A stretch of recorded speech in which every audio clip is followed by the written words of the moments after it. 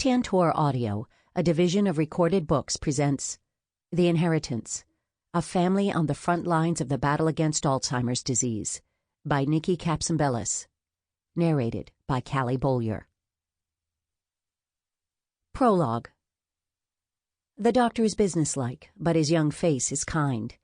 He explains that he's going to say a name and address, and he wants you to repeat it back to him, now, then once again later. John Brown, 42 Market Street, Chicago.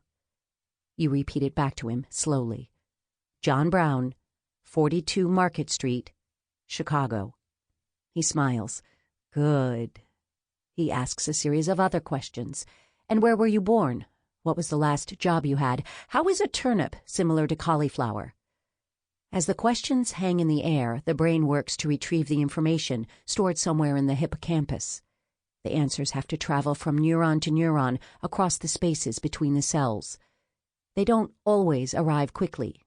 They aren't always complete, but they do arrive, eventually. What's the difference between a lie and a mistake? You know this.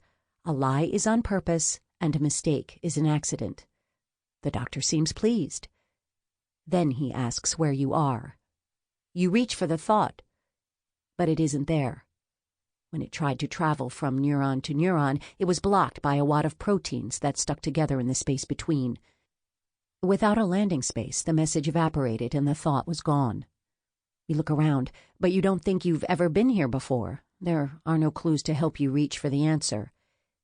He asks you what day it is. You don't know. You don't know the year or even the season. Those thoughts traveled from a healthy neuron to one that had withered up and died, and again, the message was lost. He asks you how many nickels are in $1. You used to balance your checkbook with ease, but now you can't answer. It's embarrassing, because you realize it should be an easy question. You hope he doesn't tell your boss that you don't know, or your kids. You wonder exactly who is watching this. There's someone sitting across the room, and you're not sure, but you get the impression that they're mocking you. Every time you glance their way, you catch them staring. They're even wearing the same shirt as you. You feel the anger start to rise. He asks you again, what was that name and address? You were telling the truth when you said your memory was okay. A lie is on purpose. A mistake is an accident. You begin, John Brown, but the rest of the answer hits another dead circuit. In April 2009, I walked into a hotel in downtown Pittsburgh to meet a handful of members from a North Dakota family who were involved in Alzheimer's disease research at the University of Pittsburgh. I had never been to North Dakota. In fact, I had never met anyone from North Dakota. My limited impression of the state had been formed by watching the movie Fargo, which is mainly about Minnesota anyway. I was equally ignorant of Alzheimer's disease, a diagnosis that, to the best of my knowledge, is absent from my immediate family tree. I walked into the hotel simply because I am a journalist, and I had been assigned to write a short article about these people. 2 hours later, I walked out, and my life had changed forever. When I reached my car, I realized I was physically shaking from the impact of their story and the magnitude of what they were doing. I immediately thought they deserved more than the short article I had been asked to write. They deserved a book. One day the world will be free of this devastating disease. When future generations want to know how that became possible, may the following pages help them remember. Early in the afternoon of a perfect July day, Dean DeMoe watched his big brother Doug fly a kite shaped like a panda. Doug was standing at the top of a gentle slope, his fingers gently pinched around the cotton string, his arms raised skyward by the kite as it danced high in the wind that never leaves the North Dakota plains. His face beamed with the innocent, uncomplicated joy of his task. He was proud that his kite floated the highest of anyone's at the top of the hill. Farther down the slope, close to where Dean was standing, a church group preparing for a picnic had set up a speaker that played hymns as they worked. At age 52, Doug was wearing diapers. The man who had always crafted his own ice cream for family cookouts, with hands strong enough to knock an opponent out with one punch, now had his meals brought on a tray. Though he'd never been a talker, he was now unable to say more than a word or two at a time. When his language skills had almost completely left him, he broke months of silence with a single word. Dean. The brothers were 19 months apart, and though Doug was older, he had always been more of a peer than an elder to Dean. They were two sides of the same coin. Doug was taciturn, Dean was outgoing. Doug was never much of a conversationalist. He let Dean do the talking for him. Doug was a homebody, while Dean loved the adventure of travel. Dean's self-confidence was infectious, whereas Doug often gave off an air of uncertainty, as though he would rather say nothing than say the wrong thing. Dean was born to be a leader, the kind of man others would obligingly follow. Doug was the perfect employee, never missing a day of work, and always glad to be given a task to complete. But on a primal level, they understood each other, their connection encoded in their DNA. When they were children, people around town called them Deanie and Dougie. They'd been high school wrestlers, amateur boxers, hellraisers. The untamed DeMoe brothers. It hadn't been so very long ago. People in town still told stories about them, the hometown antiheroes. Their youth had been spent in a flurry of good-natured rebellion, punctuating long stints of back-breaking hours in the oil fields, where their father before them had once made his living. When they weren't on an oil rig, they might be found playing elaborate practical jokes or organizing parties at their family's sprawling house near the center of town. The girls had flocked to them, and they always had each other's back. Anybody who crossed one brother would have to contend with the other. Dean still put in 15-hour workdays in the oil fields, supervising men on a rig that could explode if someone screwed up his job. In middle age, he was still a strong man.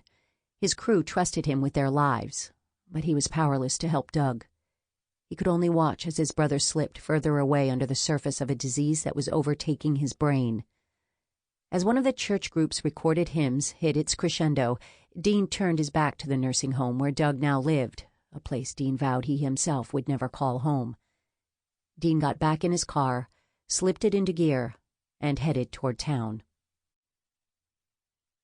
Part 1.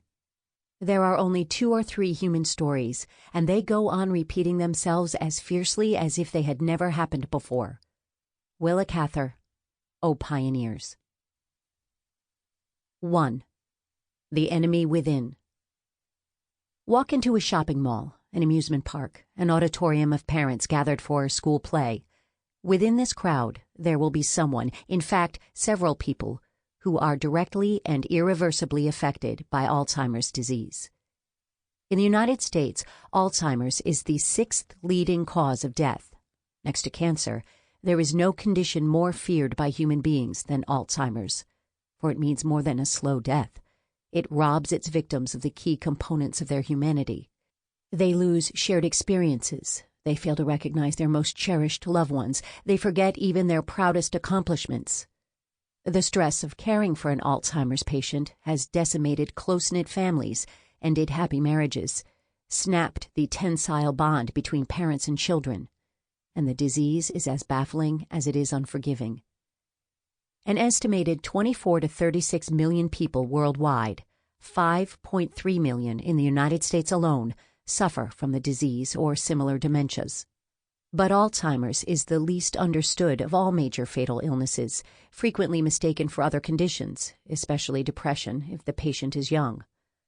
Only 1 in 4 people who have the disease are actually diagnosed. None of them can be cured. Once thought to be relatively rare, Alzheimer's is now known to be the leading cause of age-related dementia, and science is only beginning to grasp how common and how lethal it really is. For it is always fatal. If patients do not die from secondary causes, such as pneumonia, the disease will eventually move from erasing memory and language to shutting down involuntary functions, such as breathing and swallowing.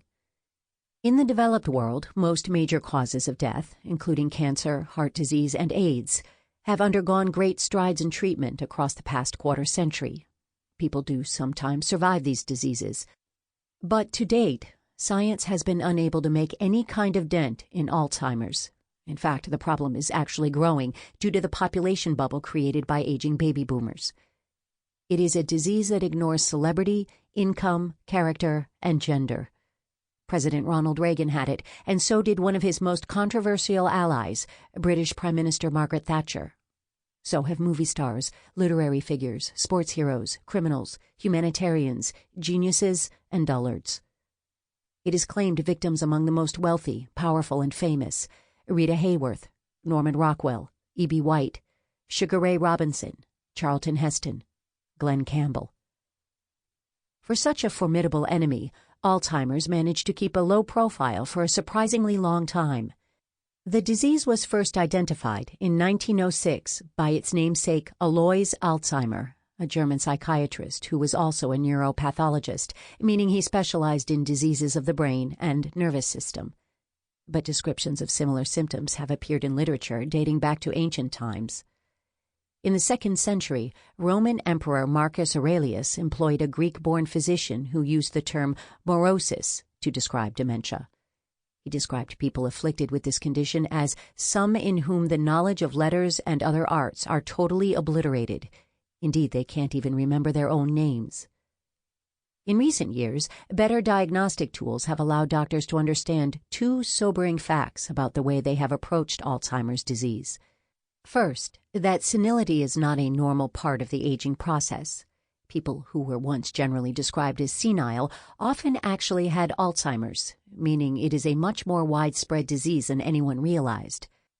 And the second fact, which is more frightening, is that no current medical intervention can reverse it or even slow it down, because for most of the time science has known about Alzheimer's, there has been no way to see it coming until it has already wreaked havoc within the walls of the brain.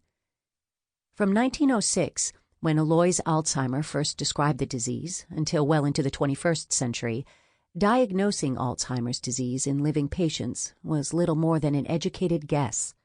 Doctors relied on clinical tests, asking questions about the patient's memory and ability to function.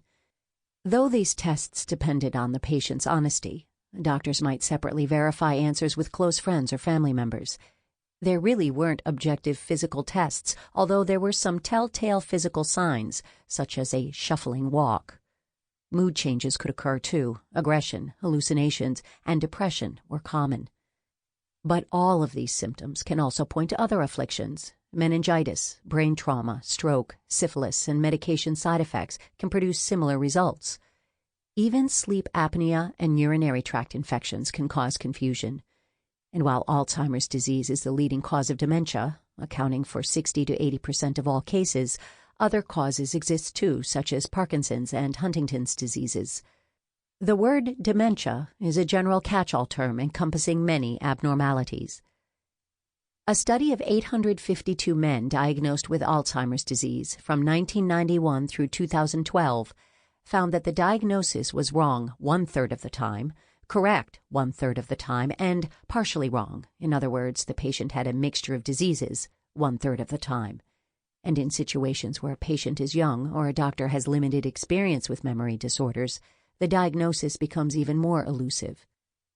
For most of the time science has known about the disease, a true definitive diagnosis of Alzheimer's, not probable Alzheimer's, could only happen after death when a neuropathologist examined brain samples under a microscope to confirm the presence of amyloid plaques and tau tangles, the abnormal proteins that are the disease's grim signature. Plaques are sticky, microscopic clumps of stray amyloid proteins that form outside the brain cells and possibly prevent the cells from signaling each other. Tangles occur inside the brain cell. They are twisted fibers of the tau protein, which, in its normal state, helps transport nutrients. When its strands begin to twist, they choke the transport system, and the cell dies. Current consensus within the Alzheimer's research field holds that early intervention is key. By the time a person shows what we think of as mild symptoms, such as occasional forgetfulness, the brain may have reached a tipping point from which it will not return. But just how far in advance a doctor would need to give a treatment isn't known. Is 10 years before the onset of symptoms soon enough? Should it be sooner? Can it be later? If scientists were working with a patient who knew he would develop Alzheimer's at a specific age, they could answer these questions faster. So, even as they search for a viable treatment, researchers also continue to seek out ways to predict who the disease will strike. If they know who will someday get Alzheimer's, they want to treat that person before he begins to slip away, much the way possible cardiac patients are now given cholesterol-lowering medication to help them avoid heart attacks. But to find such a treatment, doctors need a patient who is guaranteed, with 100% certainty, to get the disease. Only then will they know if an experimental treatment was successful, by testing it out on that person and then measuring its effect. Those perfect patients do exist, as one tiny sliver of the population who stand distinctly apart from the rest. They are the people living with one of 3 known genetic mutations that guarantee they will be stricken. Only about 1% of all Alzheimer's patients fall into this category. They are hit young. Their average age of onset is between 30 and 50 years old. Often they have children, not knowing they stand a 50% chance of passing on the mutation, so the disease has raged silently through generations of families. For as little as science has known about Alzheimer's, it's known even less about these mutations. But in nature, curses are often a double-edged sword. As tragic as mutations are, they may well hold the key to preventing, or at least delaying, Alzheimer's. Doctors can diagnose patients with mutations years before symptoms appear, even in childhood. By testing preventative drugs in this population, researchers hope, and the rest of the world prays, that they will be able to translate a successful treatment to the rest of humanity before another generation is lost. To get to that point, quiet sacrifices have been made by the most ordinary of people. They could be your neighbor, your coworker, your high school classmate. Their lives were sometimes colorful, sometimes simple. But in their mutations, they have become exceptional. For it is their courage, often driven by desperation, sometimes tempered by fear or frustration, that has fueled the science that hopes to beget the solution. These are the people future generations will thank when Alzheimer's itself becomes a distant memory. Alois Alzheimer was a bespectacled, cigar-loving, robustly built man. He took a job in 1888 at the Frankfurt Asylum for the Insane and the Epileptic, a facility housed in a fairy-tale Gothic revival building known colloquially as the Castle of the Insane. A few years before Alzheimer joined the staff, the assistant medical director of the Frankfurt Asylum, Franz Nissl, had invented a method for staining brain cells, turning their components a vivid shade of methylene blue that made them easier for researchers to analyze. The process, known simply as the Nissl stain, is still in use today. In Nissl, Alzheimer found a lifelong friend. They shared a professional interest in linking symptoms of mental illness to physical causes through a microscopic analysis of the brain.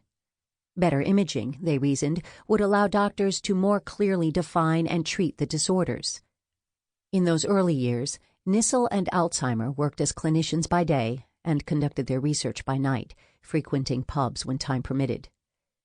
Nissl served as a witness when Alzheimer married his wife Cecily, the widow of a wealthy diamond dealer who had briefly been his patient. But in 1901, Alzheimer suffered a devastating personal loss when Cecily died months after giving birth to their 3rd child. Grief-stricken, he buried himself in his work, personally seeing virtually all new admitted patients and committing his findings to an extensive written record. Cecily's fortune would later allow Alzheimer to devote all his time to research, a rarity for that era.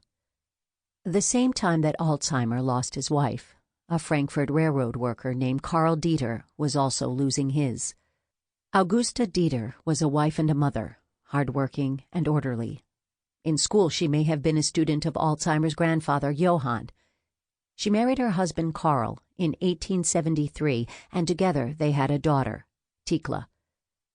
In March 1901, just before her 51st birthday, Augusta began developing the bizarre symptoms that would mark her rapid decline into dementia. Although she'd always had a somewhat excitable personality, she became inexplicably and irretrievably jealous, accusing Karl of having an affair with their neighbor. She began blundering through the cooking and the laundry, and she started squirreling objects away in their home. She cried constantly. She was convinced that a courier who frequently stopped by was plotting to hurt her. "She lives in a world of the moon," Karl Dieter reportedly said to a work colleague. "Even my jackets are badly cared for." Things continued to roll downhill in the Dieters' home. Unable to sleep, Augusta sometimes wandered at night, or worse, woke up screaming uncontrollably. She deteriorated to the point where she could not handle any type of work. She busied herself with plans to visit her mother, who had been dead for more than 10 years.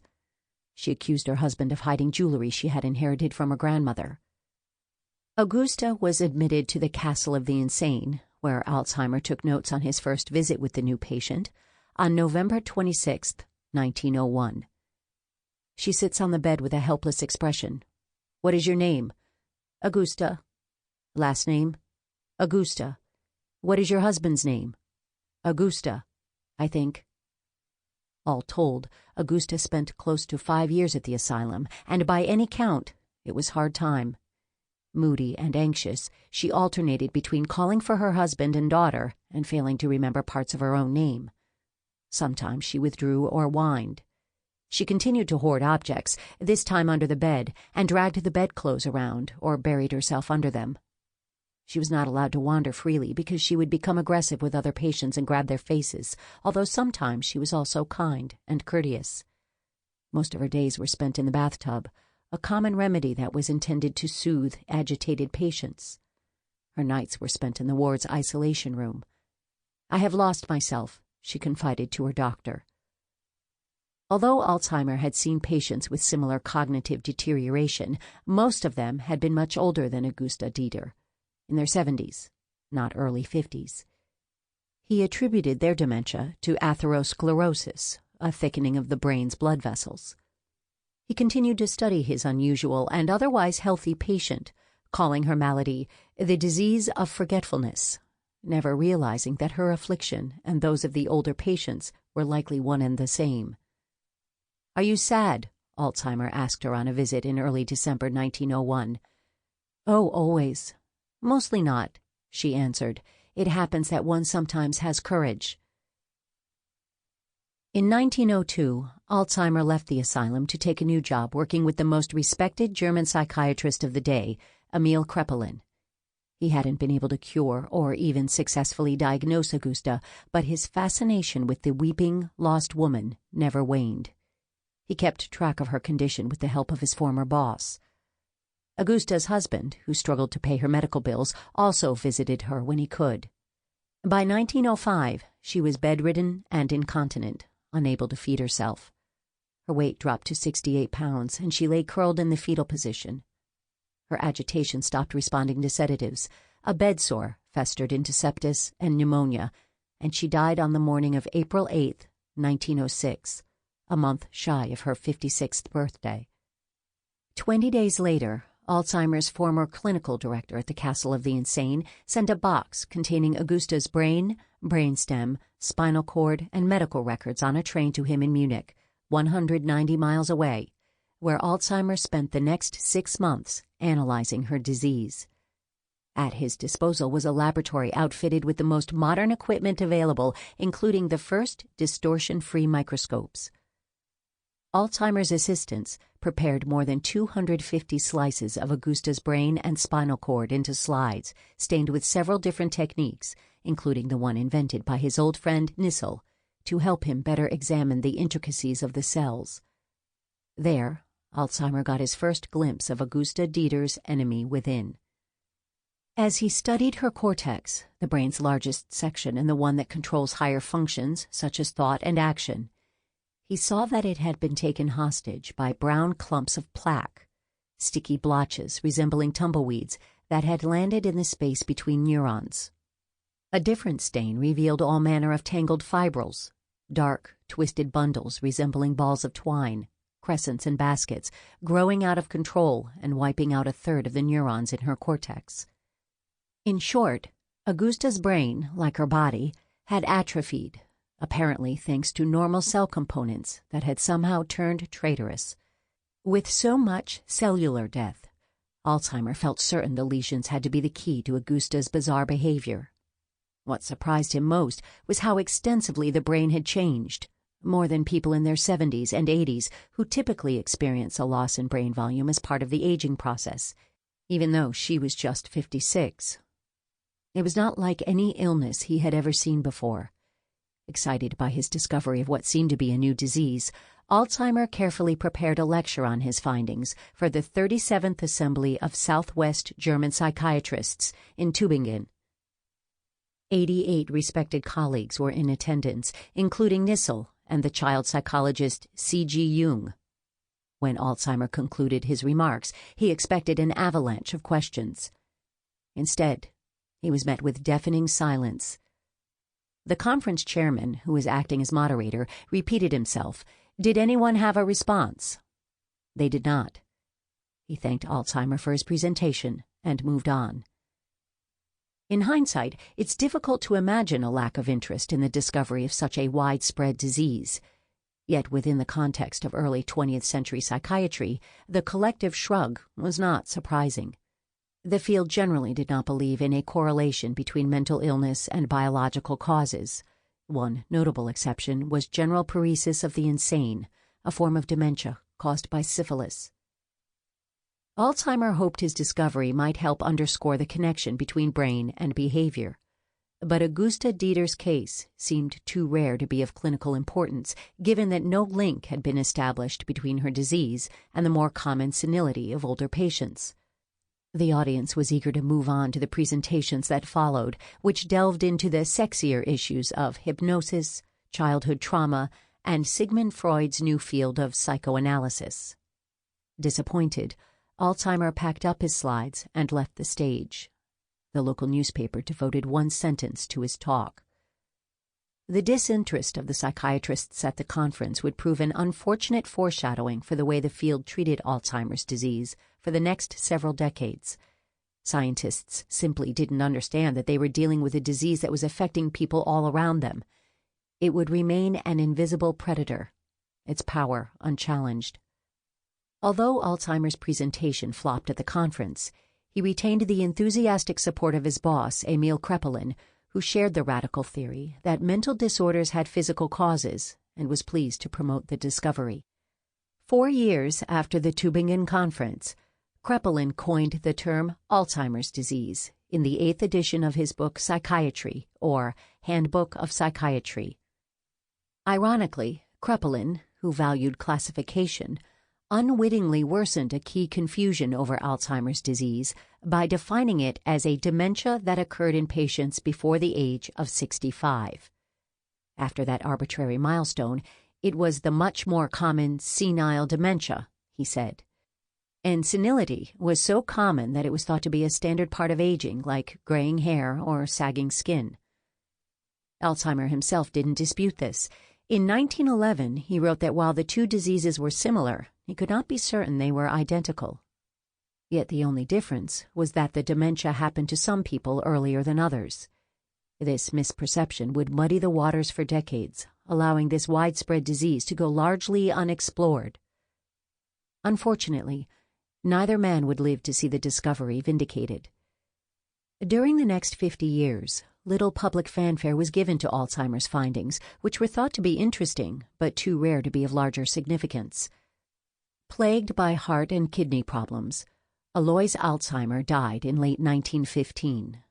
The slides he made from slices of Augusta's brain, as well as his notes, clinical materials, and case histories in both Latin and German, were added to blued cardboard files and left to collect dust deep within Johann Wolfgang Goethe Frankfurt University Hospital, where they lay until 1995. 2. The Salt of the Earth. In 1973, 43-year-old Galen DeMoe sat in his pickup, surrounded on all sides by the North Dakota oil fields where he'd worked his entire adult life, the rigs pumping oil out of the dirt, while crews alternated between back-breaking, treacherous labor and long stretches of boredom. To an outsider, the rigs can all look the same. Metal towers whose machinery moves day and night, the ground underneath spattered with petroleum. But a practiced oilman can see in an instant which rigs are well maintained, which ones will feed his family, which ones are an explosion waiting to happen.